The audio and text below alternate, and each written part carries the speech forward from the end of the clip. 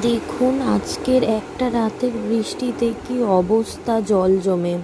এটা পাটুলি, একদম পাটুলির ঝিল পাড়। তো এখানে পুরো হাঁটুর উপর পর্যন্ত জল জমে গেছে। দেখুন, মানে কখনোই হয় না, আমি 4 বছর আছি তো আজ পর্যন্ত হয়নি। তো এই জাস্ট দেখছি পুরো বাইক ভাসছে, 4 চাকা ভাসছে একদম পুরো জলের উপরে। দাদুটা আবার কি করতে গেছে ওইদিকে ঝিলের মধ্যে, বেরোতে পারবে তো? দেখুন বাইপাসে জল ওঠেনি, মানে বাইপাস শুকনোই আছে, প্রায় আমার হাঁটুর উপরে পর্যন্ত জল উঠে গেছিল। আর একদম ঠিক বাইপাসের অপোজিটের রাস্তাতে এটা। তো দেখুন কি অবস্থা জলে আজকে।